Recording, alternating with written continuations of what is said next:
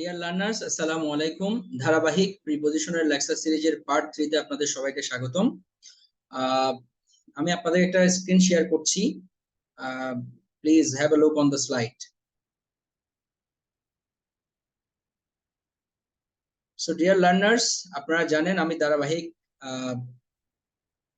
প্রিপজিশনের lecture নিচ্ছি। তার মধ্যে আজকে আমরা পার্ট 3 তে টোটাল 5টা প্রিপজিশন নিয়ে কথা বলবো। যেই প্রিপজিশন গুলো আমরা আনসার করতে গিয়ে দ্বিধায় পড়ে যাই বা কনফিউজড হয়ে যায়, সেই সকল কনফিউশনের সমাধান আজকে দিব ইনশাআল্লাহ। So welcome to you all Minhaj English Tutorial, a learning kingdom for English lovers. So dear learners, please be attentive to the class. প্রিপজিশনের প্রথম যে প্রিপজিশনটা নিয়ে আমি কথা বলবো সেটা হচ্ছে ডিল ইন, আর একটা হচ্ছে ডিল উইথ। দুইটা প্রিপজিশন আছে, হ্যাঁ। একটা ভার্বের সাথে দুইটা প্রিপজিশন হয়। ডিল নামক একটা ডিল, এটার সাথে যখন সিঙ্গেল ভাবে প্রিপজিশন যুক্ত হয় তখন তার অর্থটাও চেঞ্জ হয়ে যায়।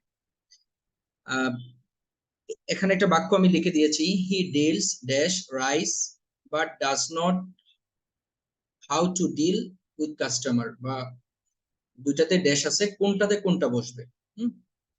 সো প্রথমে যেটা আছে হি ডিলস রাইস, তাহলে এটা দ্বারা কি বোঝাচ্ছে? সে চাউলের ব্যবসা করে। যখন ব্যবসা করা হবে তখন প্রিপজিশন ইন হয়। ডিল ইন, ডিলস ইন শব্দের অর্থ হলো ব্যবসা করা। ডিল এ ভার্বের সাথে যদি ইন যুক্ত হয় তখন তার অর্থ হয়ে যায় ব্যবসা করা, business. But does not know, এখানে একটা ভার্ব হবে know, but does not know how to deal with customer, কিন্তু কিভাবে কাস্টমারকে ডিল করতে হয় সে সেটা জানে না। তাহলে ডিল ইন, এখানে উত্তর হবে হচ্ছে আপনার ডিল ইন প্রথমটাতে, পরেরটাতে হবে উইথ, ডিল উইথ। এই দুইটার অর্থটা কি? ডিল ইন শব্দের অর্থ হলো ব্যবসা করা, ডিল উইথ শব্দের অর্থ হলো আচরণ করা, বিহেভ করা। অর্থাৎ হি ডিলস ইন রাইস, সে চাউলের ব্যবসা করে, বাট ডাজ নট নো, কিন্তু সে জানে না how to deal with customer, কিভাবে কাস্টমারের সাথে ডিল করতে হয় সে সেটা জানে না। তাহলে এটা তো উত্তর হবে সি নাম্বারটা, ইন এবং উইথ। আমি এখানে লিখে দিয়েছি যে সামারিটা, যে ডিল ইন তখনই হবে, ডিলের শেষে প্রিপজিশন ইন তখনই হবে যখন এটা ব্যবসা করা বোঝাবে, আর যখন ডিল উইথ হবে তখনই যখন এটা আচরণ করা বোঝাবে। তাহলে ডিল ইন ব্যবসা করা, আর ডিল উইথ অর্থ হচ্ছে বিহেভ, আচরণ করা, টু বিহেভ। আচ্ছা, এটা হচ্ছে খুবই সহজ, না বোঝার কিছু নাই। ডিল ইন ব্যবসা করা, ডিল উইথ আচরণ করা।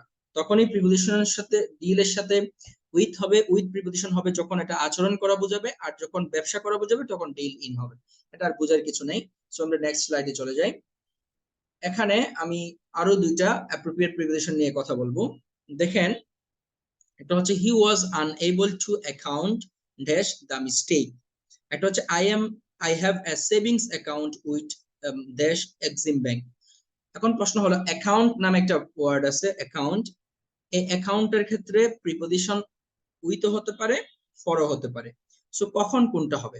যখন আপনাকে কোনো জিনিসের জন্য দায়বদ্ধ করা হবে, you will be accountable for something, আপনি যদি কোনো জিনিসের জন্য অ্যাকাউন্টেবল হন তখন প্রিপজিশন ফর হয়। অ্যাকাউন্ট ফর মানে জবাবদিহি করা, এটা অর্থ হয়ে যায় জবাবদিহি করা। কোনো জিনিসের জন্য যদি আপনি জবাবদিহি করেন তাকে বলা হয় অ্যাকাউন্ট ফর। এখানে অর্থটা হচ্ছে he was unable to account for the mistake, সে তার ভুলের জন্য ক্ষমা চাইতে কিংবা দায়বদ্ধ থাকতে অক্ষম ছিল। মানে হি ওয়াজ আনএবল, সে অক্ষম, to account for the mistake, সে তার ভুলের জন্য ক্ষমা চাইতে বা দায় স্বীকার করতে অক্ষম। আবার যদি আপনার কোন একটা ব্যাংকে যদি আপনার অ্যাকাউন্ট থাকে, সেক্ষেত্রে অ্যাকাউন্টের ক্ষেত্রে প্রিপজিশন উইথ হয়।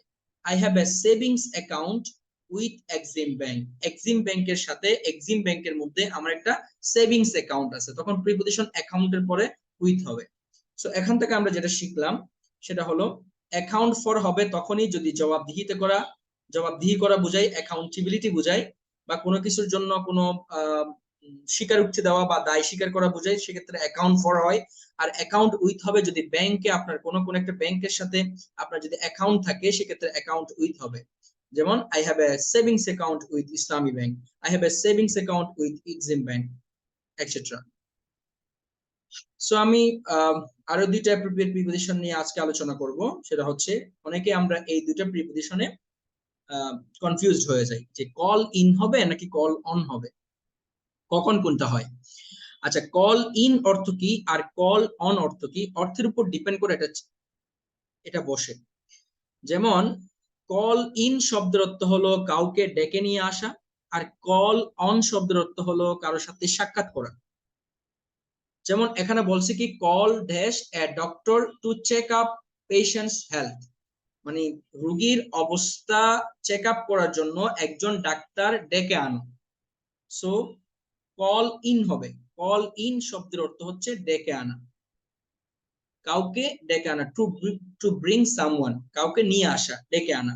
এজন্য এখানে উত্তর হবে call in a doctor to check up patients health, রোগীর অবস্থা পর্যবেক্ষণের জন্য, চেক আপ করার জন্য একজন ডাক্তার নিয়ে আসো, ডেকে আনো।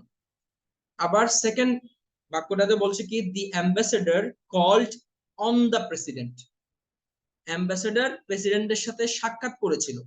যখন সাক্ষাৎ করা অর্থ দিবে তখন কল্ড ইন না হয়ে অন হয়, কল্ড অন। ঠিক আছে, the ambassador called on the president, ambassador অর্থাৎ রাষ্ট্রদূত প্রেসিডেন্টের সাথে সাক্ষাৎ করেছিল। কেমন? সো কল ইন শব্দের অর্থ হলো কাউকে ডেকে আনা, আর কল অন শব্দের অর্থ হলো এই ফ্রেজটার অর্থ হলো আপনার কারোর সাথে সাক্ষাৎ করা, যেটা আমি এখানে সামারি লিখে দিয়েছি। What we understand, call in হবে তখনই যখন টু ব্রিং সামওয়ান, কাউকে নিয়ে আসা হয়, কাউকে ডেকে আনা হয়। আর কল অন হবে তখনই যখন আপনি কারোর সাথে সাক্ষাৎ করেন, অর্থাৎ টু মিট উইথ সামওয়ান, যখন আপনি কারোর সাথে সাক্ষাৎ করবেন তখন কল অন হবে, আর কাউকে ডেকে নিয়ে আসলে তখন কল ইন হয়। সো এটাই হচ্ছে আমাদের আজকের আলোচনা। আশা করি আপনারা ক্লাসটি উপভোগ করেছেন। এভাবে পর্যায়ক্রমে আমি অ্যাপ্রোপ্রিয়েট প্রিপোজিশন এবং প্রিপোজিশনের টোটাল আলোচনাটা শেষ করার চেষ্টা করব, এবং এমন কিছু আলোচনার চেষ্টা করব যেটাতে সত্যি স্টুডেন্টদের প্রবলেম হয়। সেই সকল বিষয়, গতানুগতিক জেনারেল যে বিষয়গুলো আছে সেগুলো আমি আলোচনা করব না। আমি সাধারণত একটু অ্যাডভান্স লেভেলের যে প্রিপোজিশন গুলো আছে, যেখানে আসলেই আমরা আনসার করতে গিয়ে কনফিউজড হয়ে যাই, সেই সকল বিষয় নিয়ে আমি আমার প্রতিদিন আলোচনা করার চেষ্টা করি। সো ডিয়ার লার্নার্স, আশা করি আপনাদের ক্লাসটি ভালো লেগেছে। যদি আমার এই ভিডিওগুলো ভালো লেগে থাকে তাহলে অবশ্যই আমার চ্যানেলটি সাবস্ক্রাইব করবেন এবং অন্যকে দেখার জন্য শেয়ার করবেন, সুযোগ করে দিবেন। Thank you very much for joining in my class. Thank you very much.